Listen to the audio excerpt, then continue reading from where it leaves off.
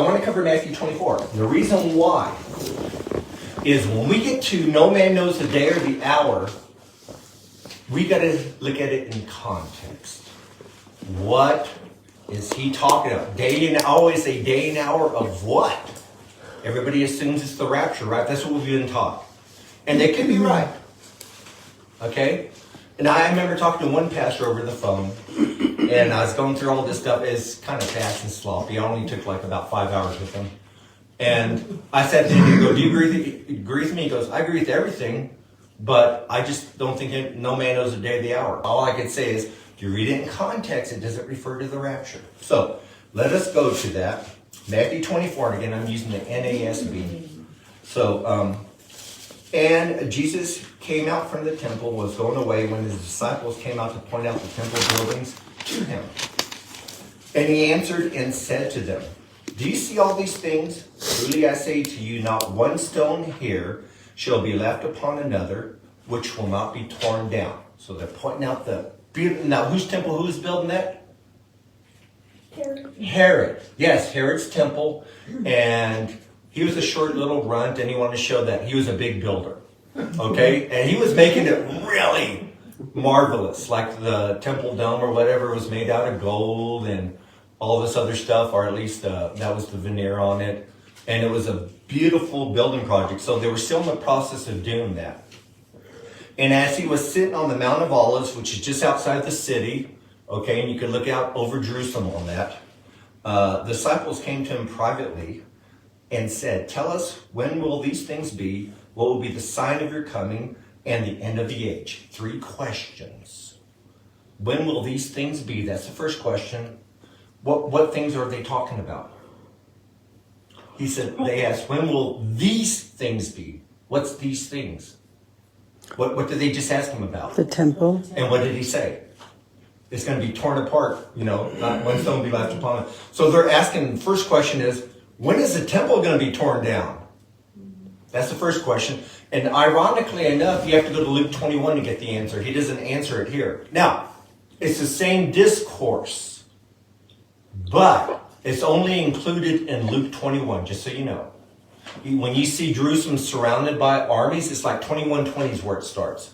When you see Jerusalem surrounded by armies, it says, you who are in Judea flee to the mountains.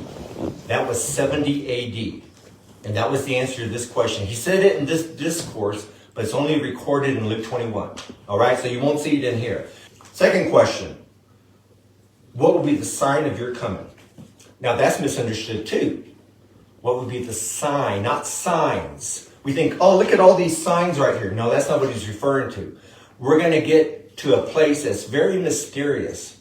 It says the sign of the Son of Man will appear in the sky, and that's when he comes back. What is that? The answer is nobody knows.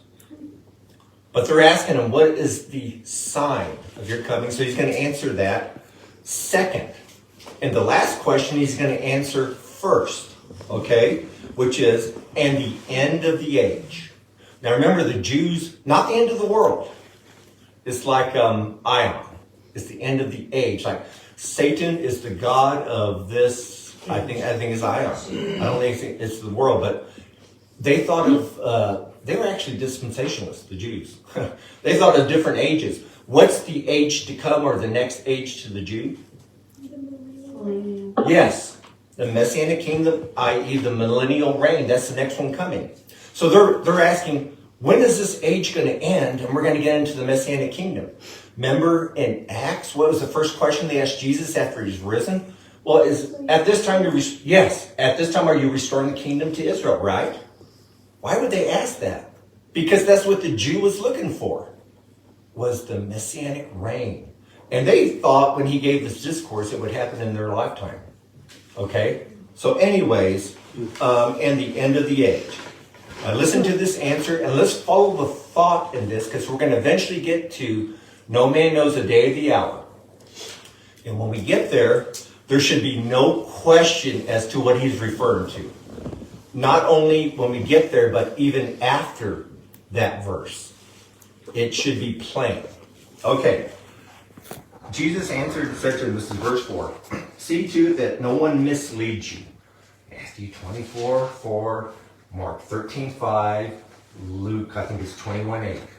What's the key word in the end times? Deceive, deception, mislead. Yes, it's like planano or something like that. It means to wander. You have no goal, you're just kind of wandering around. You're not on a certain path or road. That's being misled. That's what this word means, to be deceived or to be misled. All right?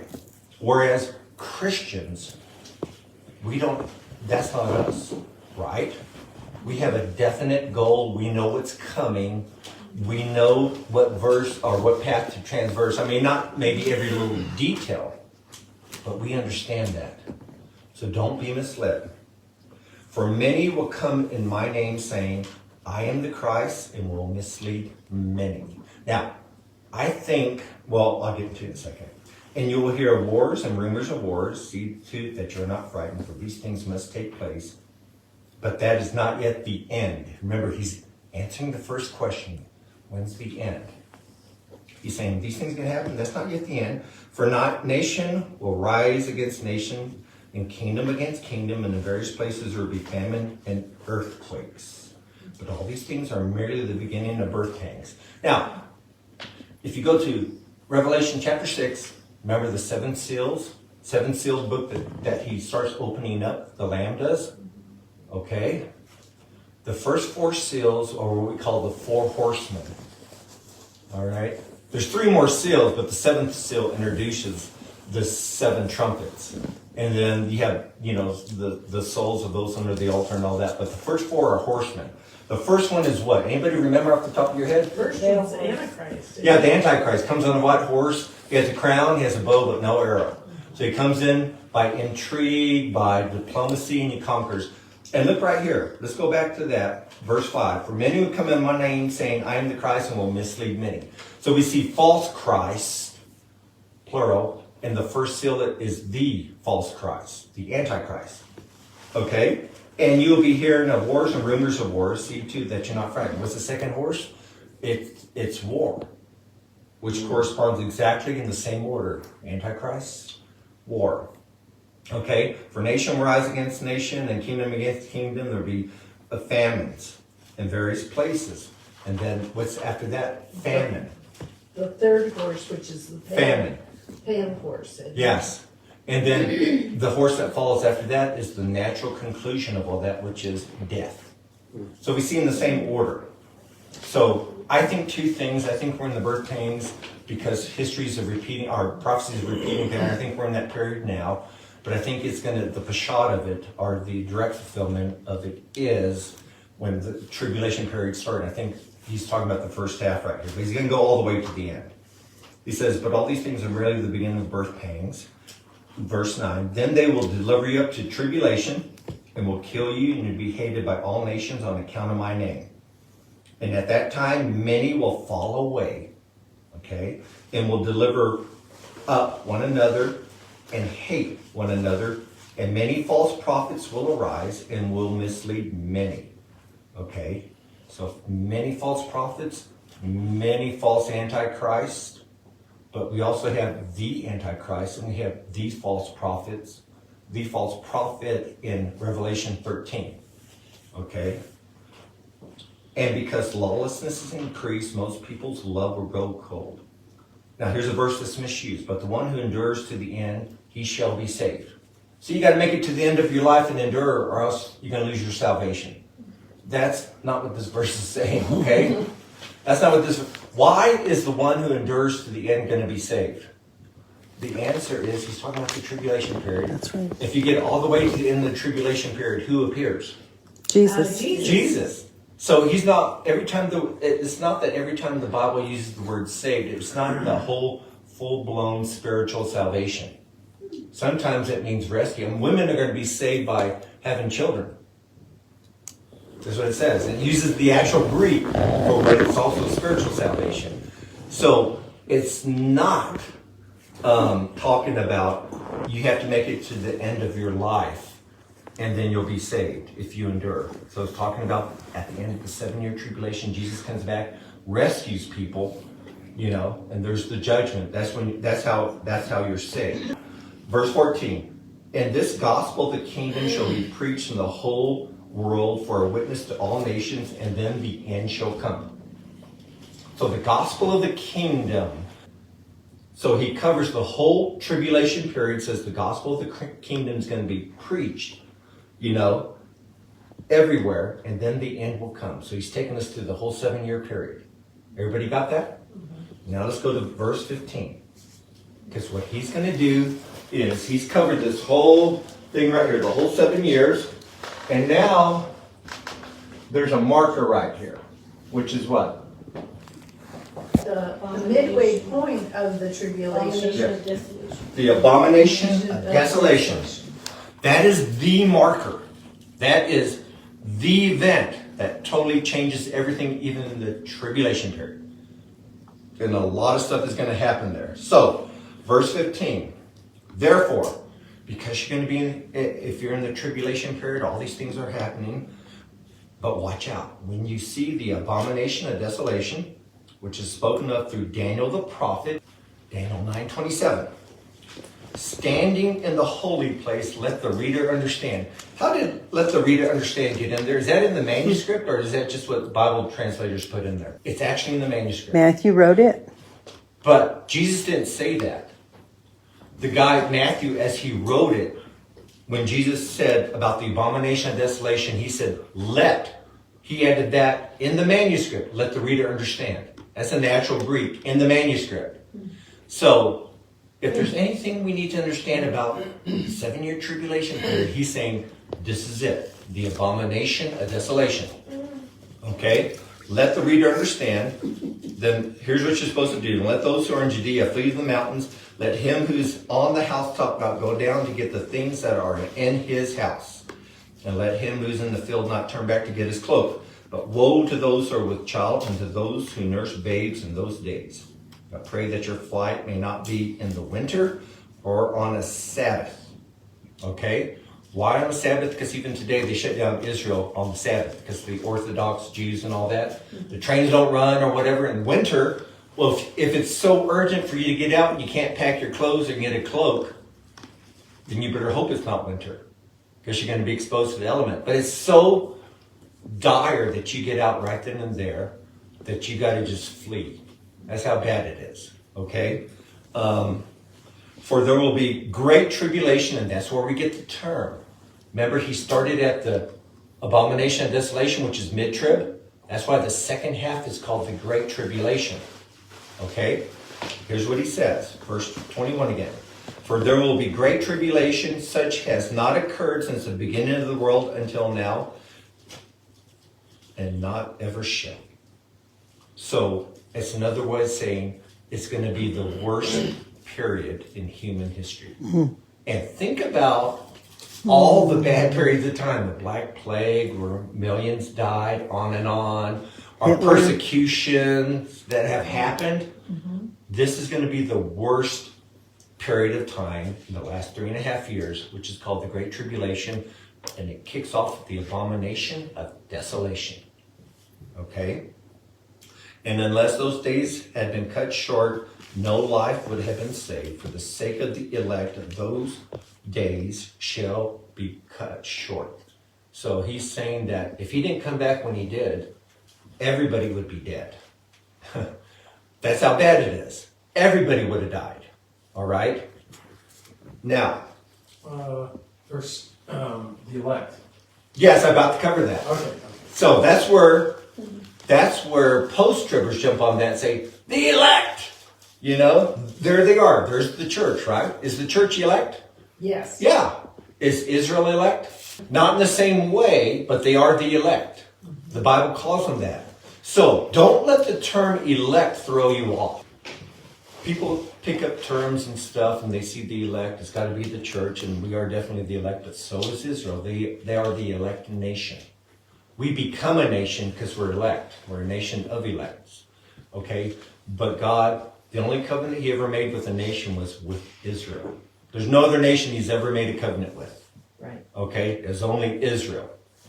So, don't let that term elect throw you off. Okay? But for the sake of the elect, and it's going to be for Israel, because who is this tribulation period for? Daniel 9:24. Israel. Israel, people, for your people and your holy city. city. Okay?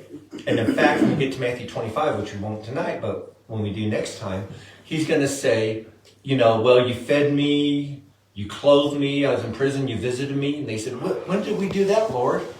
His answer, when you did it for these, the least of my brethren. At that point, he's talking about, he's a Jew, he's a Jewish rabbi, actually. He's talking about the Jewish people, my brethren. Okay? So anyways, now let's go to verse 23. If anyone says to you, behold, here's the Christ, or there he is, do not believe them. For false Christs and false prophets will arise and will show great signs and wonders so as to mislead, if possible, even the elect.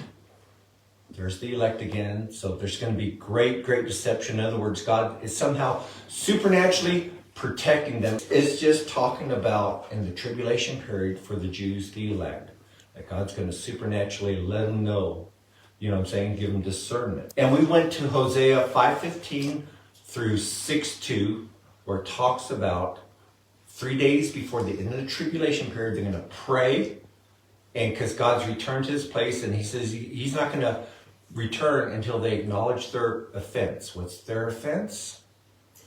Denying him. Denying him, the Jesus. rebellion, the offense, the rebellion, which is the rejection of the true Messiah. They're going to accept him at that point, and then at that point he returns 3 days later. Okay, but you're right. Partial hardening has happened to Israel until the fullness of the Gentiles comes in.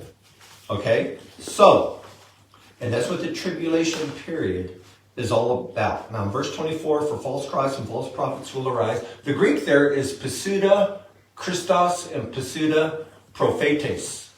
You hear that first part of that word? Pseudo. Pseudo, yes. Pseudo Christ, fake Christ, cheap imitations. Okay, will arise. Okay, now, he says, behold, I have told you in advance. All right. And somebody was asking me like a few days ago, like, well, why study prophecy, tribulation period? I'm not going to be here. And I said, I know.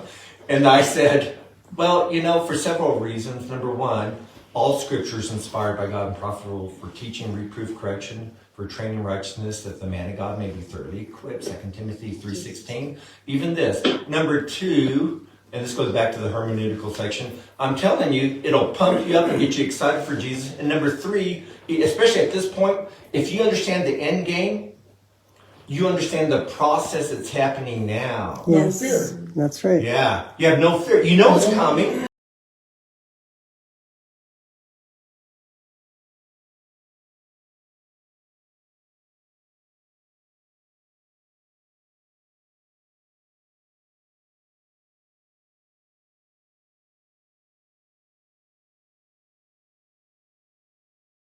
If you're unsaved and you're in the world, you're like, oh my gosh, things are happening randomly. What's going to happen next? And you're full of fear, right? Verse 26. If therefore they say to you, behold, he's in the wilderness, do not go forth. Behold, he's in the inner rooms, do not believe them. So they're looking for Christ, and they're saying, well, you know, this and that. And he says, no, don't believe them. Why?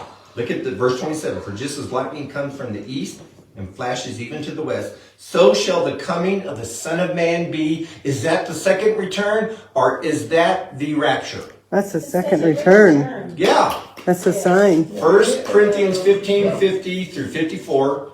We're going to be quickly in the blink of an eye. We're going to be raptured up to Christ and forever be with him. Okay? Here, every eye will see him. There, no, the world doesn't see him. So we know this is the second return. Now let's keep that thought. Okay? As lightning flashes from the east and even to the west, so shall the coming of the Son of Man be. Everybody agrees that's second coming. Now he says this strange statement, which I'll explain later. And in conjunction and with that, wherever the corpse is, there the vultures will gather.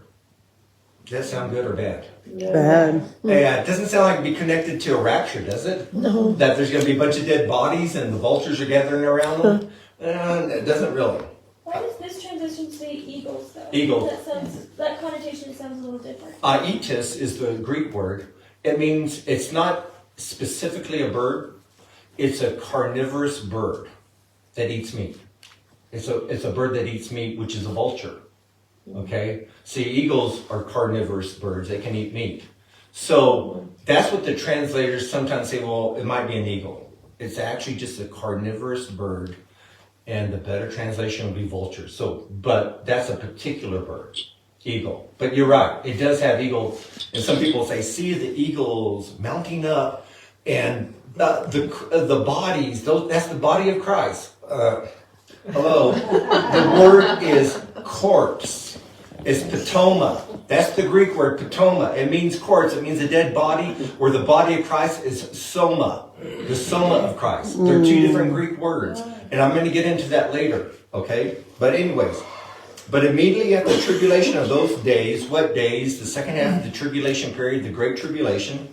The sun will be darkened, the moon will not give its light, and the stars will fall from the sky, and the powers of heaven will be shaken. Then the sign, remember their question?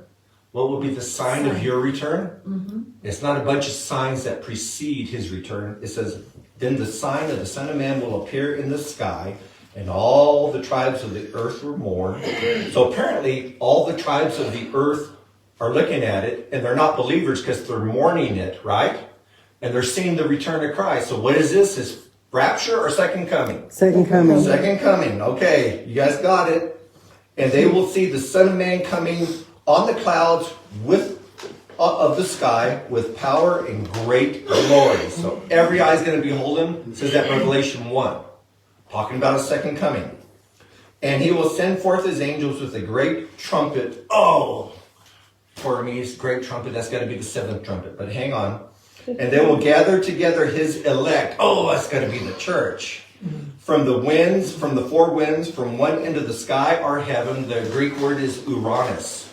And it can be heaven, it can be sky. And it's just a Hebraic way of saying from every direction. Okay? And there's other references I can give you on that, but I just want to get through this.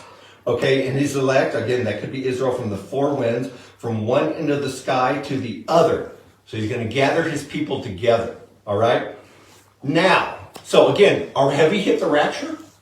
No, it's all second coming, right? Okay, let me continue. Now learn the parable from the fig tree. When its branch has already become tender and put forth its leaves, you know that summer is near. Even so, you too, when you see all these things, recognize that he is near, right at the door.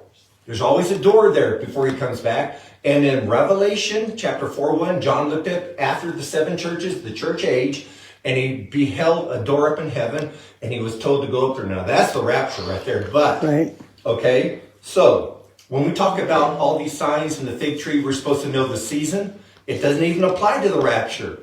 It applies to the second coming. Another surprise, right? We talk about all these signs and stuff. So we get things mixed up. So we got it in context now, right? So when he says, when you see all these things, that refers to what he's talked about. What has he talked about?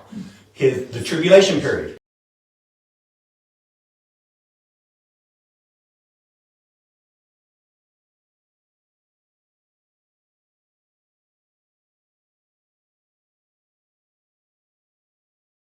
And specifically, he's focused in on the Great Tribulation the last 3.5 years.